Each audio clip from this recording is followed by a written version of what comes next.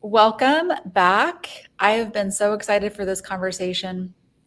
I took a trip to Southern Colorado about 6 weeks ago, I guess now, and just filled in a lot of gaps, a lot of context, learned a lot more. And so I have a lot of questions. And then one thing I did learn is that not very many people are researching and writing and sharing about the particular history of this area. And you were one of them. Yes. So it did seem like, because I think something I didn't know the first time that I talked to you, I didn't realize that you are really kind of at the forefront of this research for this particular culture and area. So everybody kept, whenever I would have questions or whatever, they're like, you really need to talk to Virginia Sanchez. She would know. Okay. So I was like, oh, well, okay. I have an interview scheduled. So that's exciting. So, and I picked up Forgotten Cuchareños in the Lower Valley at the Fort Garland gift shop. So I was reading that. I think when I saw it before, advertised, I just sort of was like, well, I don't know that I have ancestors from that particular area. I don't know if this applies to me. I think I leafed through it maybe once or twice. But as I went through and started reading it, it's really such a great resource for just the daily lives of all of our ancestors, what they were, what they did for recreation, and then some of those details and context that you just don't find. Like I found the discussion about the sheep industry really interesting, and then like the partido system, even just kind of gave some clues, like somebody who had I can't remember which person was in a cattle partido system with Rafael Chacon, right in Trinidad. So that in itself is really interesting, that you would think that these are really distinct communities, like from the Huerfano area, the Trinidad area, San Luis or whatever, but that there were actually they're linked to each other by culture, by religion, by language. Yeah, I thought that was really cool. So I just really appreciate that work, because I mean that's what we aim to do, is to bring those stories out and really bring their lives to light and flesh them out a little bit. And you've really accomplished that so well. So thank you. Thank you. Well, you're welcome. I also hope that this kind of work gets other people interested in history, cultural history, and that we get some more stories out of communities this way. Yes, that's what we're hoping for. So just sort of generally, I know we're going to talk about Lafayette Head, but just sort of generally looking at the migration into Huerfano County in particular, it seems from what I was learning that it was sort of the same areas that people came up from New Mexico, from like Arroyo Hondo or Taos, up the San Luis Valley over to Huerfano County. Right. Some of the people went over to Huerfano. And I had another migration from the Mora area, Mora County, up north into Trinidad. Yes. So like I just interviewed someone from the Trinidad Museum, and she was telling me about Felipe Baca coming from the Mora Valley. I know Casimira Barella was from that area as well and came up. And then I looked at my own, I kind of was tracing just my lines that went through the San Luis Valley. And sure enough, they started in Abacu, then went to Taos, and then we're at Arroyo Hondo, and then up to Costilla. Okay. And then I kind of lose them until they end up in Huerfano County. Okay.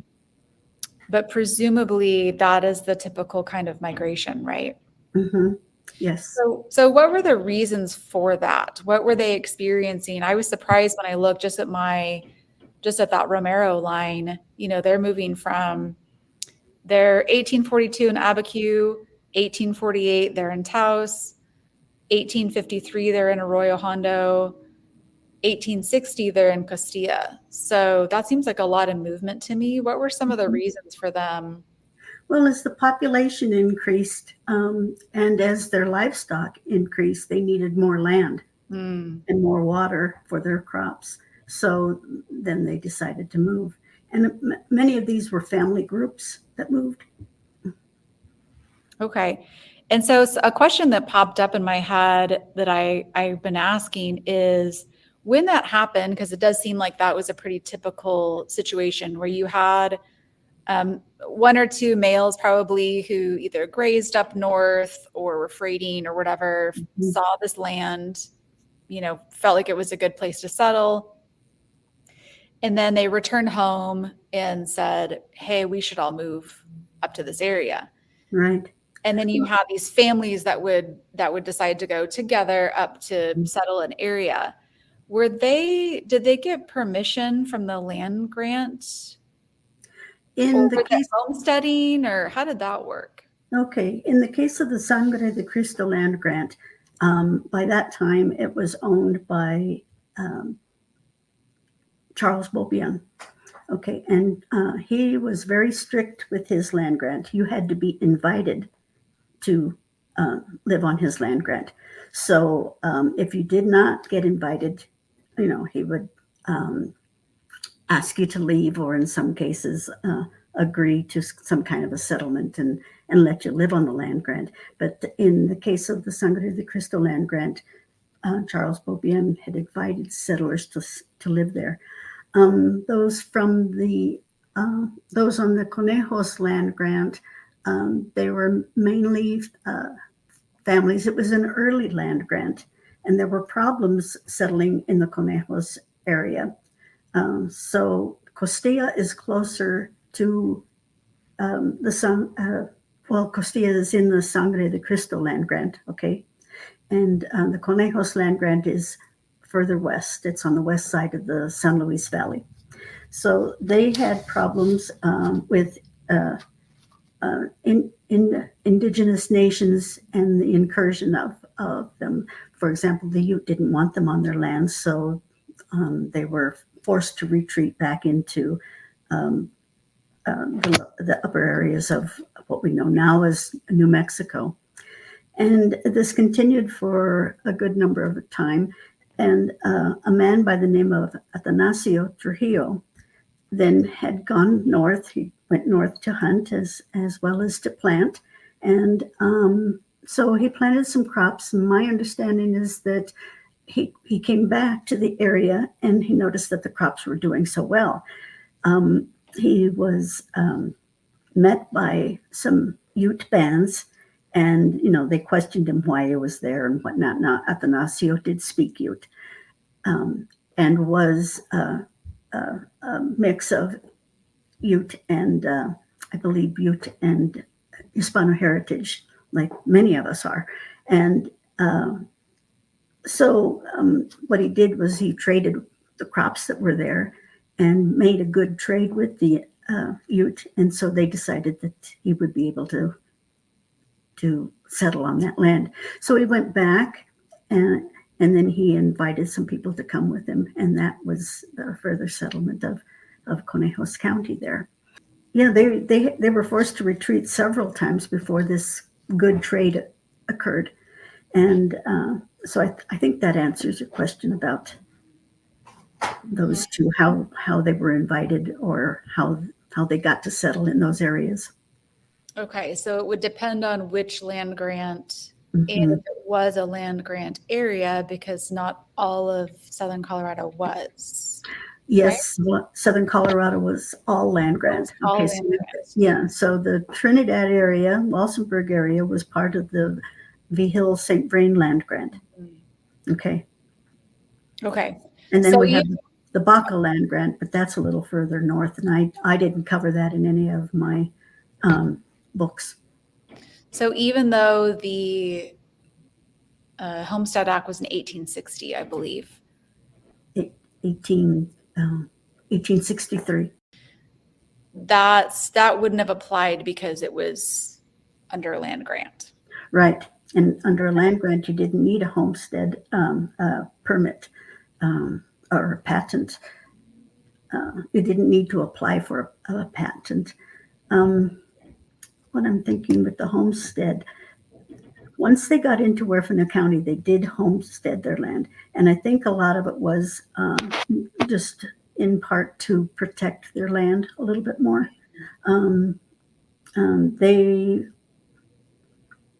They hadn't been invited by Vigil and St. Vrain, so they were kind of just there in Huerfano County. And then many of them did decide to homestead. Okay, because there wouldn't have been, even if there was an invitation, was there specific documentation that they were invited, or did that get them into trouble, when the Anglos started coming in and there were all these questions about, do you actually own this land? Do you have documentation? Is that where things got complicated? With the Sangre de Cristo land grant and the settlers that were invited, just before Carlos Bobien died, he was getting his affairs in order. And at that time, he had sold the land grant, all but 6%, to William Gilpin, who was the former Colorado territorial governor. And he sold this land for 3 cents an acre. And that's all but 6% of the land grant. So William Gilpin, let me go back a minute. So in his getting affairs in order, he decided that he would give deeds to each of the settlers, and these deeds were written in Spanish, and they basically said, Jose Sanchez has the land from this boulder to that tree. I mean, that was just the way that they had described the areas.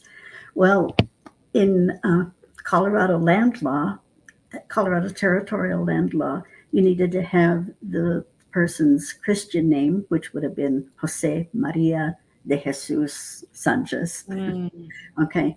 And then the land had to be surveyed. So it had to be, the southwest quarter of the northwest quarter of this section. And now English law had it at that time, or U.S. law was that you had your land was surveyed, and it was surveyed in somewhat squares, okay? And each square was broken down furthermore into more squares. So that's why I said the southwest quarter of the northwest quarter of the. So that was part of the difficulty with the deeds that Charles Bobien had given to the people.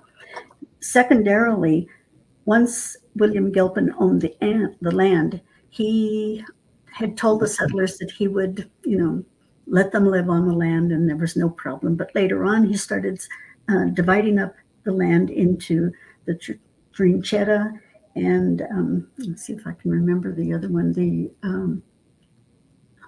I can't remember. I'm sorry.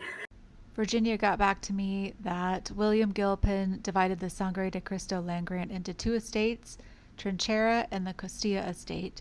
He intended to sell land on these estates to white immigrants. But there were 2 areas, and these were what he called estates. And I can get anyway. He wanted to charge the settlers for living there, and if they could prove that they had a deed, then they were okay to live. But if they did not, they had to buy back their land, so to speak. And he had a system where so many years, this amount and whatnot. So, that really impacted the people, and many of them then decided to move to Huerfano County. Oh, interesting. Okay. So what time period was that? Okay. This is about 1866. Wow. Okay. Well, that checks out. Okay. Mhm. Okay. Thank you so much for that explanation. Now, on the Conejos side, they had problems with getting their land grant confirmed.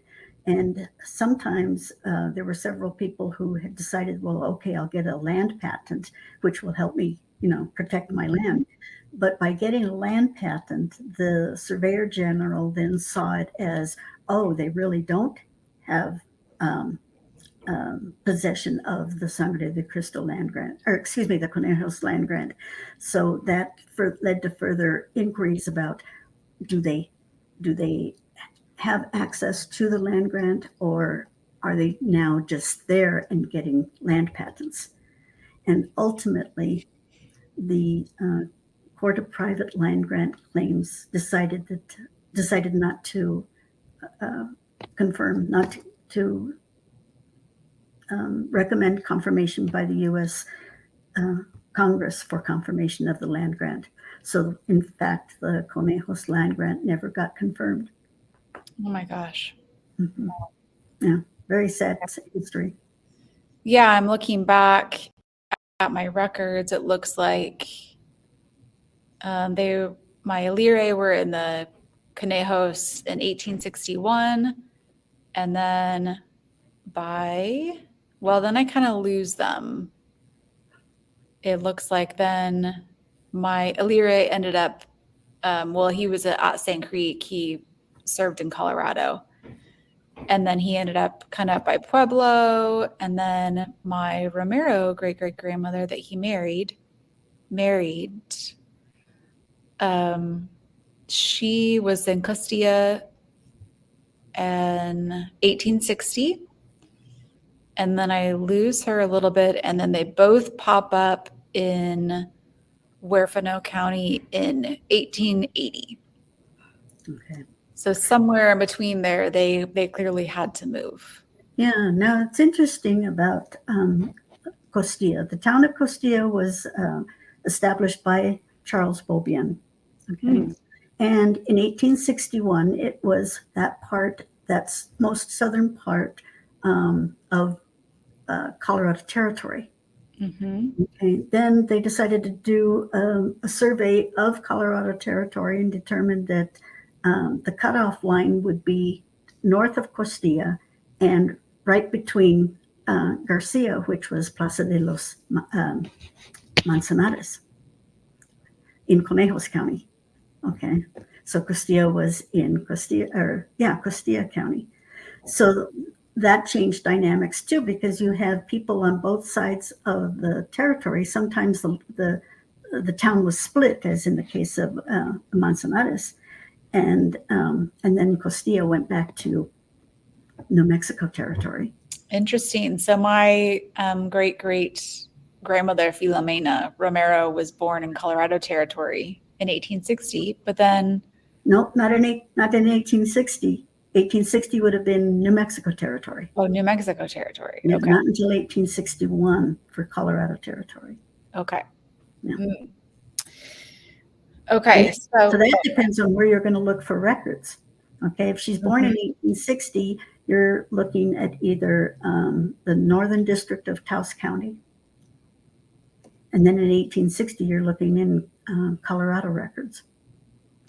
They were in the census. They were picked up in the northern division of Taos County, which is I had that question for you about what that meant exactly, because I have some other. I think some of my Pachecos were listed like that in 1850. Mm-hmm. The Northern District, yeah. So that was, and that was that whole, would that include like Arroyo Hondo all the way up to like Castilla? No, Arroyo Hondo would have been, I think, in Taos County, and then the Northern District would have included everything in the far northern frontier, which would be anything along the Culebra, Costilla, and Conejos rivers. Okay. Okay. Okay. So my next. Oh, okay. So I've been asking this question, and everyone says you should ask Virginia. So when my family did end up in Huerfano County. I've looked back at all of the various records, sacramental records, census. So in the sacramental records, it looks like all the families are listed as being from either Cucharas or Huerfano. Mm-hmm. Where was Huerfano? Okay. What are they referring to? Because I got a historical map of Huerfano County at the Fort Francisco Museum, Mm-hmm. and it lists like Huerfano Station, Huerfano Butte, Huerfano Canyon. There's just what exactly where exactly would they have been living? Huerfano Butte is the small little volcanic butte that sits along I-25 before you get into Walsenburg. If you're traveling south from Denver into Walsenburg, you'll see the Huerfano Butte on the east side of the highway. Okay. The Huerfano, when they referred to the Huerfano, it could have been anything along the Huerfano River. Mm. And then, so those were the two areas, but basically anything north of the Cucharas River was the Huerfano. Anything north of the Cucharas River. Okay. Yeah. Okay. So really when they're saying either Huerfano or Cucharas, they're sort of referring to like settlements along those rivers. Those two rivers, right. Interesting. Okay. So I probably won't know exactly where they were living. No. I have, okay, so in 1880, the census records them as being in East Walsenburg. Okay, East Walsenburg. That could be a number of settlements. 8 miles northeast of Walsenburg is Cucharas. Mm-hmm. And at that time there was a Bustos Street and I believe a Valdez Street. And they were named after the Bustos family who had the stage stop there. And it was a relay station that did not appear on any Colorado maps. So now it does based on research. Okay, the Valdez family was a merchant family. So that's why in Cucharas, that little village had the two streets and then properties all around it. And these were farm properties.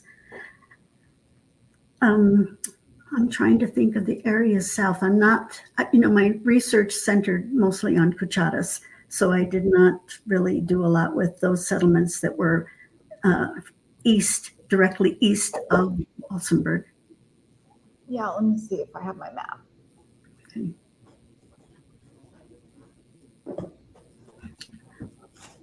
Have you seen this map? It's wonderful. It's wonderful. Good. It's such a wonderful resource. Okay, great. I was wondering what you thought of it. I don't have it in front of me, but I think it is a wonderful, wonderful piece of history. Okay, so east, look, yeah, I see Bustos, Cucharas Junction.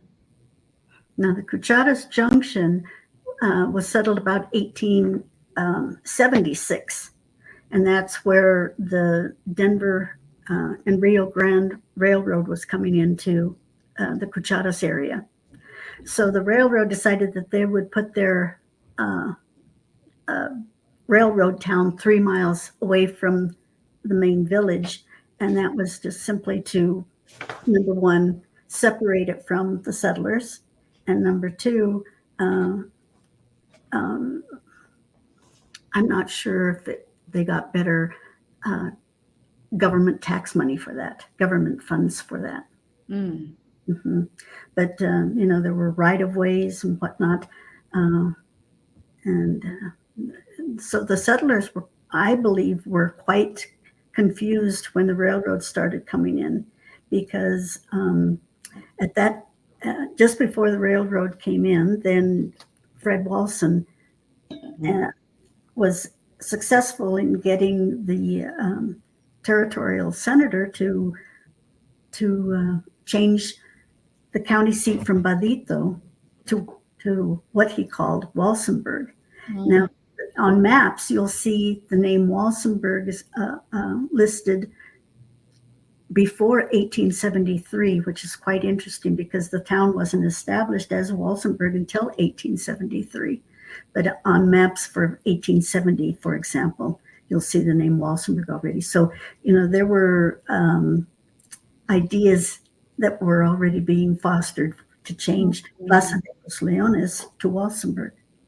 And, I've heard some people disagree with that statement and say, no, the Plaza de los Leones was already a separate spot and it wasn't where Walsenburg had settled. But the Plaza de los Leones was the parent village of all of the other villages, such as Cucharas. So that's why I don't agree that there were two separate villages. It was all La Plaza de los Leones. Mm-hmm.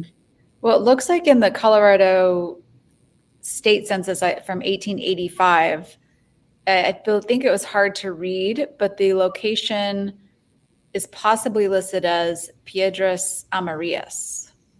Does that name mean anything to you? No. I didn't see it on the map, so. Mm-hmm. No, I can look in a place names book if you want me to. Piedras Amarillas? Uh-huh. Okay. No. No. Okay.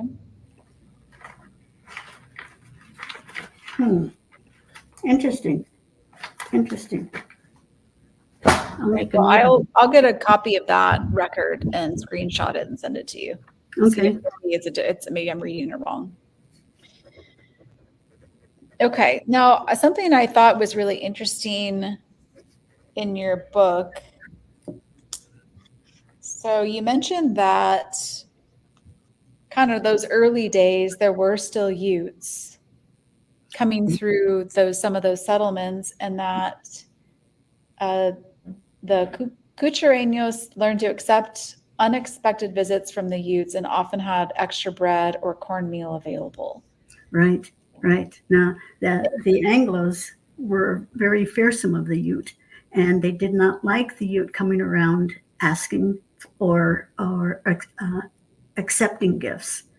But the Hispanos in Huerfano County, at least, had said, no, we'll work with them. And, if they need something, we're going to help them out. Now, the Utes weren't on the reservation until about 1878. Okay.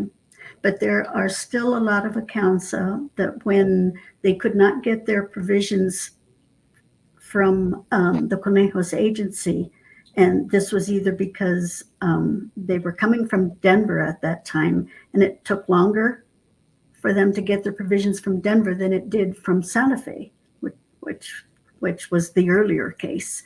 The provisions then, based on the roads and based on the winter weather, provisions often came late.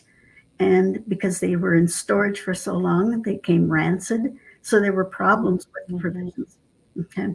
And if there were problems with the provisions, they needed food. They were going hungry.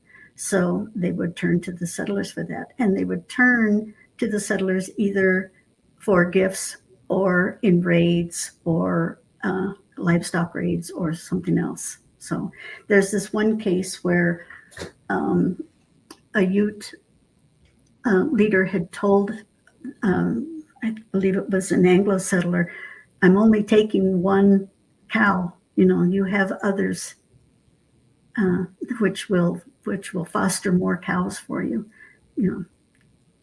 and but again, they didn't like that. And there are other accounts that the Vallejos household would bake.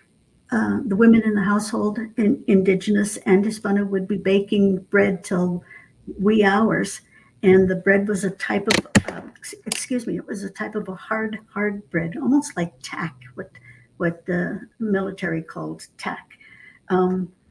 And this was always a favorite bread of the Utes that would come around.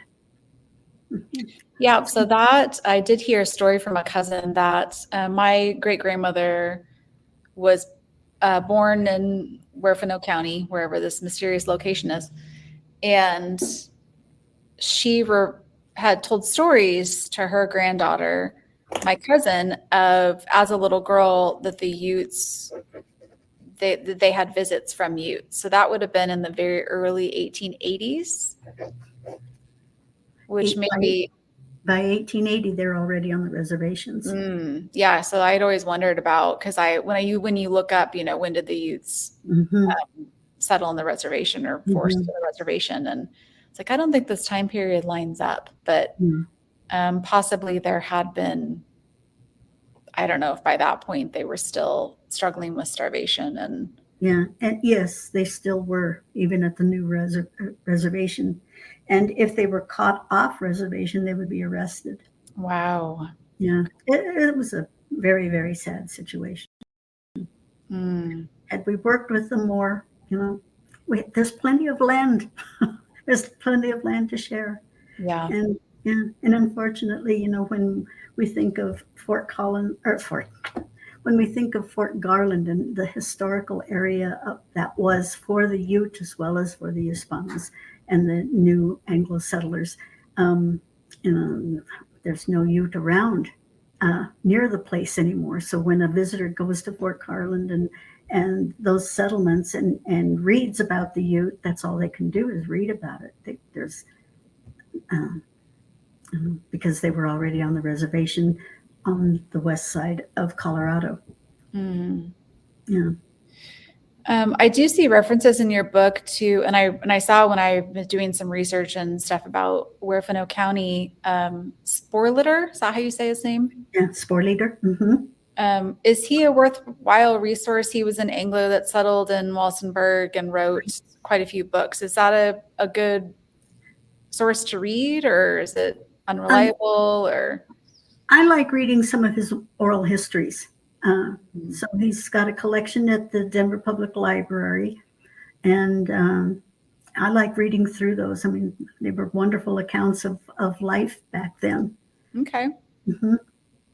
And then another interesting resource that it looks like you found is at the Colorado State Archives, the Huerfano Wills. Yes. Is that accessible to the public, or do you need to be? Yes.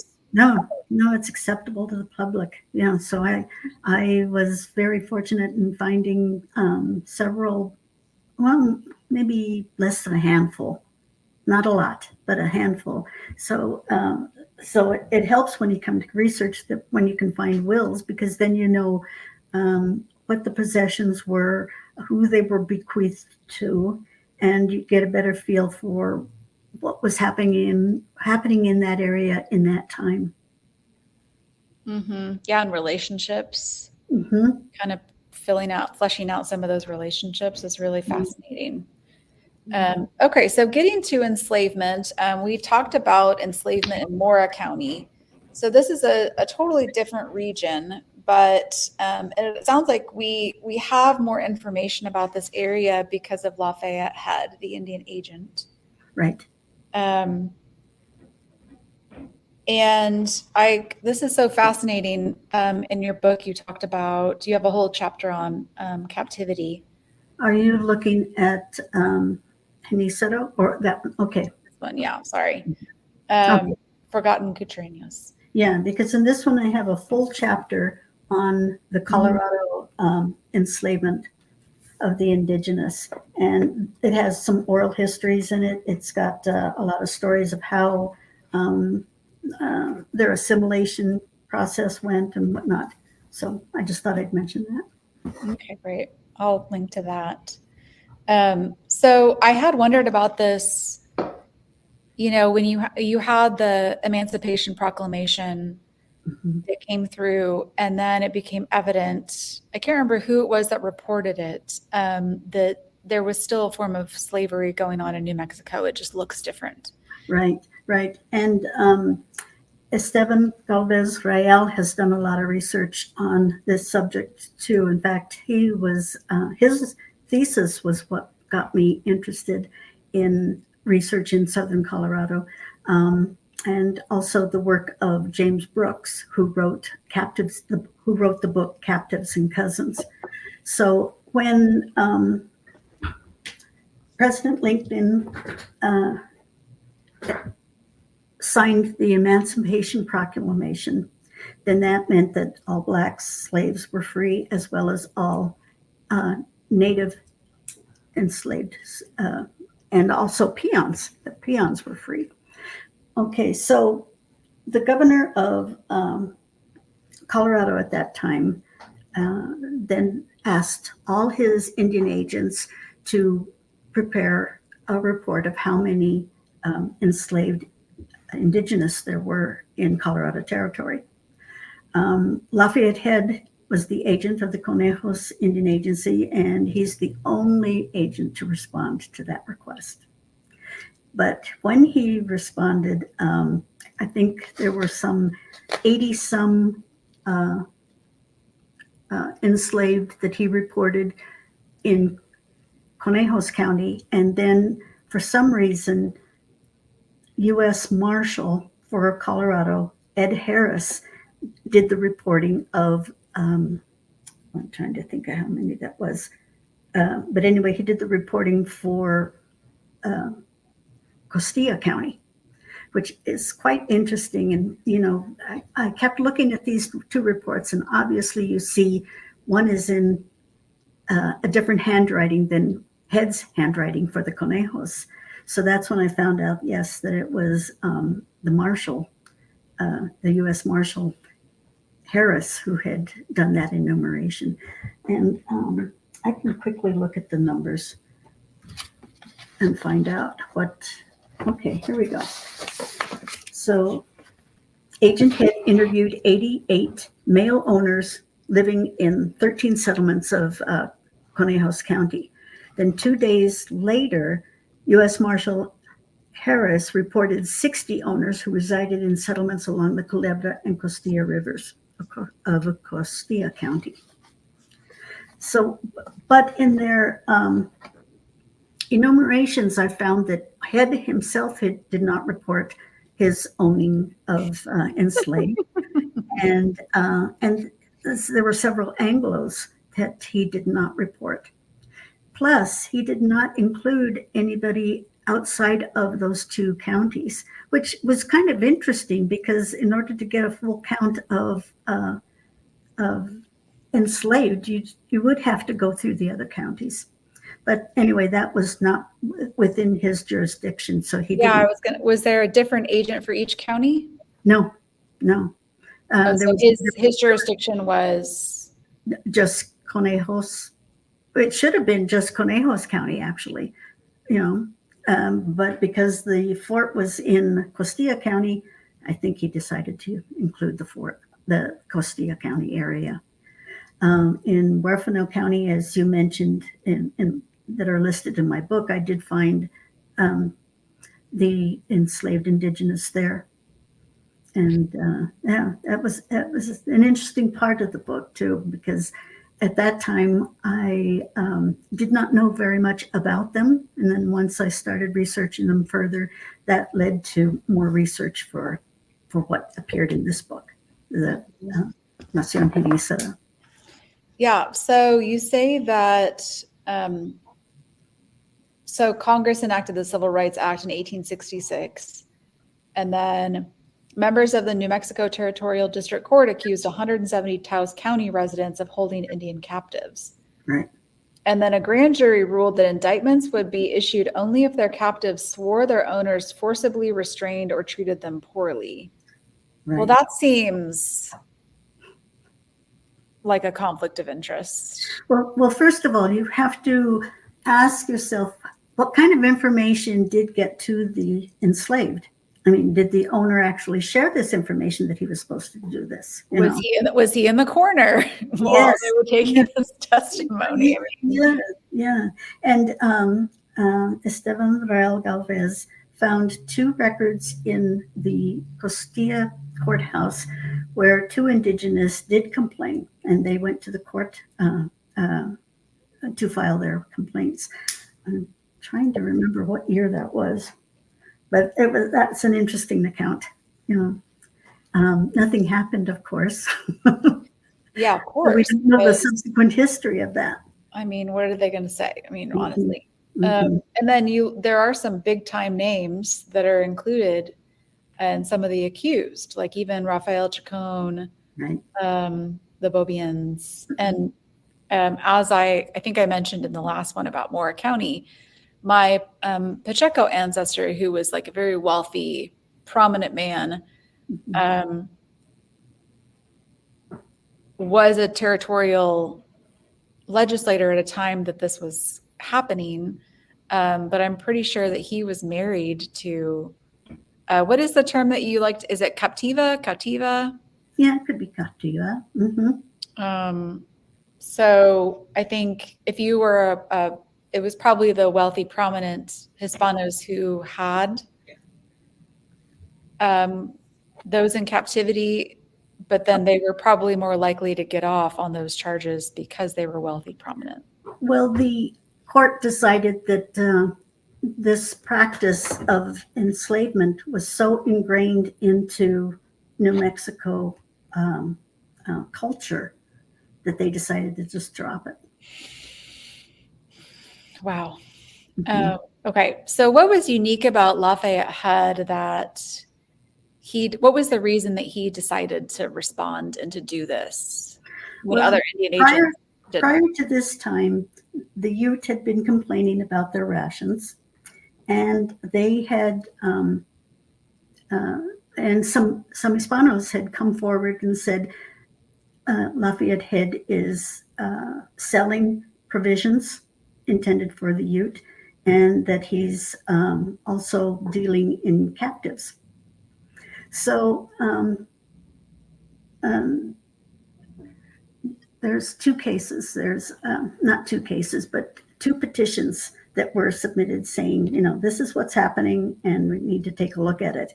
Well, Governor Gilpin then has the case heard within the district. It's not a court case. It's just, an inquiry. They're just taking a look at what the citizens are saying about all of this. And several are testifying that, yes, they purchased some material from him from which they were making shirts. And these types of shirts were, or the material was intended for the Ute, because they were the ones that were wearing those kinds of colors, so to speak. Okay, and then there's another incident where Hispano had asked for some ham, and Lafayette had said, no, this one's intended for the priest. So just different things like that. At one time, Lafayette had went to the sutler at Fort Garland and requested candles and soap. And the sutler was interviewed, and he actually said to the question, no, the Utes do not use this soap, these bars of soap. So Lafayette Head was actually, again, taking these items and also selling them. Well, Lafayette Head was found guilty of all of these things. The report went back to Governor Gilpin, and Governor Gilpin just wrote it off and said, no, he's a good agent. We're not going to mess with this. So all that is happening. This is all happening before the 1865 Lafayette Head enumeration. All right, and some historians had suspected that Lafayette Head actually came up with this list kind of in retaliation for these people submitting petitions against him. Ooh. Yeah. So, I mentioned the word magistrate. It should be commissioner. Okay. And it was a commissioner that was designated by Governor Gilpin to go down and interview these people. Wow. Okay. So the other agents just sort of ignored this. Mm-hmm. And he went through with it for his own reasons. What did the enumeration, what information did it include? Oh, it included a lot of information. The name of the owner, the name of the enslaved, the age of the enslaved when captured or when purchased, I guess, where they were purchased, who they were purchased from, and if they were interviewed by head. Now, this interview by head was basically the question, do you want to return to your tribe? And in one case, there's a 3-year-old that he supposedly interviewed, and the 3-year-old said yes. So I highly question that a 3-year-old would understand the question completely, in that if he or she answered yes to be returned to their tribe, that their tribe at this time was being relocated to Bosque Redondo. So How were there quite a few that said they wanted to go back, or did a lot only of people 10, only 10, only 10 out of only 10 out of the 148 people enumerated. because most of them had been captured at a very young age and probably had no remaining ties to that language or culture, presumably. Right? Number one, they didn't know where their family was at. They hadn't been in contact with them for a while. And they had made some, as you say, because they were captured and accepted into the home quite early. That was the only family they knew, the Hispano family or that Anglo family, which never got enumerated. Those were the only families that they knew. Yeah, it was interesting. You gave an example of a 16-year-old Navajo who had been captured into a household, and there had already been a 2-year-old Navajo boy. And so she was in the role of caregiver for that 2-year-old. Well, he was grown by that point, a little bit older by that point, but that would have been an interesting only family. Yeah, that would have been his only family, his only cultural family. The two of them, just by that coincidence or whatever, could have maybe maintained their ties to their language or traditions or cultures through each other. Possibly so, and hopefully so, but we don't have any oral histories that say that did happen. That woman, Maria Dolores Vallejos, did end up living with him after her owner had died. And so she established a familiar relationship with the younger Navajo. Her owner, who she then married, had 6 children with and married. Right. When she was, I think I did the math on that one because I just couldn't help myself. I think he was in his, 42 years different. Yeah, when he first started having children with her, consensually or not, he was in his 60s and she was 17, I think. Yeah, I know there was like 42 years difference between them. God, these women's lives. Yeah. And he was married at the time. Yeah. So what these reports don't tell us is that the number of rapes that occurred, how many died in suicide, how many escaped and were recaptured. So those types of questions, I think, would be interesting to find out on such a report. So for those types of records, you think you could go to the sacramental records to find some information. But at that time, the Catholic Church did not do the burial rite for anyone who took their own life. Yeah. Interesting. Yeah. Well, and my question also was, what did those wives think? I mean, this is someone who's living in their household and they're having 6 kids. Like, I mean, they had to have known what was. Had to have known. They had to have known. I don't know. I took a look at the wife's age and I tried to make some assumptions, and I really don't know. It could have been maybe she had enough with him, enough of him. and decided there was no, I don't know, I could get into some, I don't know. I don't know. Yeah, their lives was really grim. Yeah. Yeah. So, yeah, that gets into their consensual or non-consensual sexual relations with their spouse. Mm-hmm. Did she live elsewhere? Did she live in a separate room within the household? Those are questions we can't answer, unfortunately. Mm-hmm. Yeah, more modern day. I know we have a family story of a where the man was married and then had a child with, I don't know if she was a housekeeper or something like that. And everybody knew in the town that he was this child's father, but the wife knew. Mm-hmm. But it was just sort of like they just didn't talk about it. And I have not researched any southeastern records of the United States to see what slave owners in the South had written about such activity,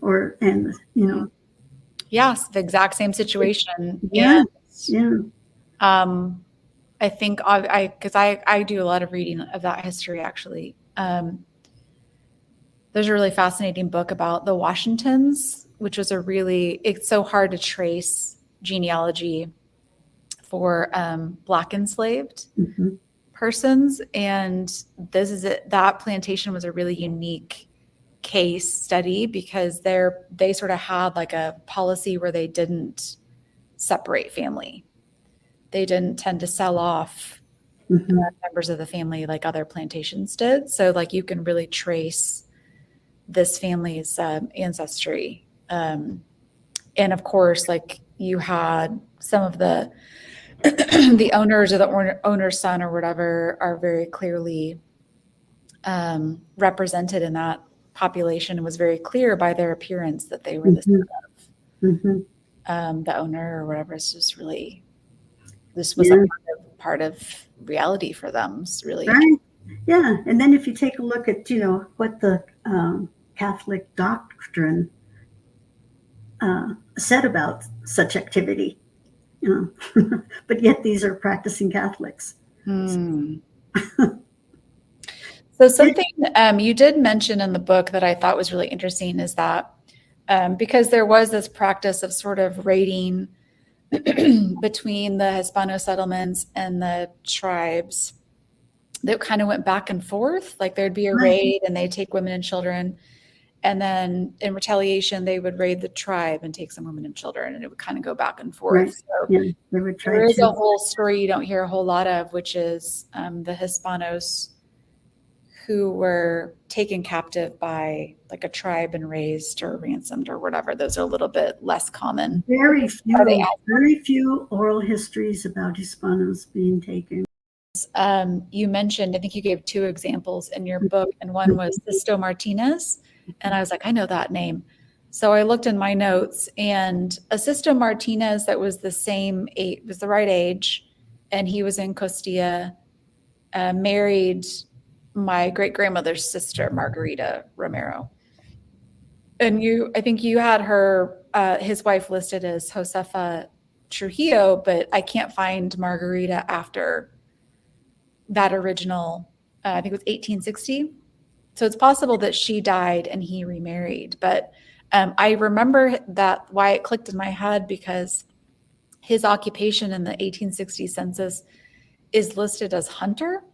And I thought, I've never seen that. I hadn't seen that anywhere else. So I think I kind of remembered that detail. So I was kind of like, I wonder if that's the same Sisto Martinez, because you had said that he was captured at age 7 with a bunch of other kids at the same time in Abiquiu and was with the tribe for a number of years. And then I think got ransomed back and then ended up working as a scout and was involved with the walk to Bosque Redondo. And so I didn't know if maybe his occupation as hunter was sort of related to some of that work that he was doing. So I don't know if it's the same guy, but I just thought it was interesting. Hunters and hunters and traders were basically the same occupation. You're out there hunting buffalo, you're out there hunting game, and you may come back with a trade that you made with a band that you had encountered. So, yeah. So it's and the term hunter does appear in census records quite often. Oh, okay. Because they brought meat into the settlement, which was then sold, and a part of that economy, either sold or bartered, and more than likely it was a barter because that was the time period. Okay. Yeah, I think when I first saw that in the record, I just sort of assumed that he didn't have a formal occupation for pay or whatever. He was just sustaining his family off the land. I mean, I don't, No. So that's interesting. That was his occupation. That was his occupation. He was doing it, to make a living. So did anything come of this enumeration that Lafayette had? He had recommended that anyone who wanted to be returned to their tribe, he had recommended to the governor that anybody who wanted to be returned to their tribe could be returned. Okay, and the governor apparently agreed and said, yes, we will provide wagons for them. There are no subsequent records to tell us that anybody was released. So, and Lafayette had also stated to the governor that if they were Navajo, that they should be returned to their tribe and returned and then transported to Bosque Redondo. So Bosque Redondo was not a nice reservation at all. It was a horrible place. You couldn't grow anything. The Navajo went hungry there. They were often in their long walk down to Bosque Redondo. There were some comancheros. There were some Indian bands that would prey on those who could not keep up, which would be either children or they would pick off some people, and those were their captives. So they'd take them back to the villages. Yeah. So it was not. The government later found out or determined that it just wasn't working out as a reliable place for a reservation. And in 1868, then they said that the Navajo could go back to their homeland. Now, in 1868, when that happened, some of the Navajo did come back and into the Hispano settlements and look for their brethren, their folk. Okay. So then in that case, that's why some of the census records no longer include them. For example, in my family history, there was a Navajo in the family, the Romero family, and she's enumerated in one census, but not in the next. So, she doesn't appear in any sacramental records, so I don't think she married.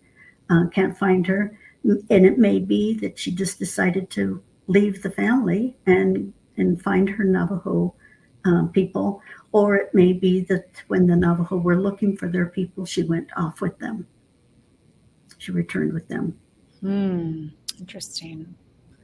Yeah, I uncovered a story. It just occurred to me in the WPA files, the oral histories. There was a story about tribal members coming back. I believe Ute was the story, to the settlement and looking for a specific woman and child. So that's really fascinating. Wow. How accurate were those records? I mean, like the 3-year-old, let's say, who said that, yes, he wanted to be returned to his tribe. How could they be positive of which tribe that he came through and then what band or? It would only be from the seller, which would have been either the comanchero or the native band that sold that person. I did, and I know Esteban Raúl Alves had also done this, but we both took a look at the census records, and the ages kind of matched up. So we can say that that's a good enumeration, so to speak. Okay.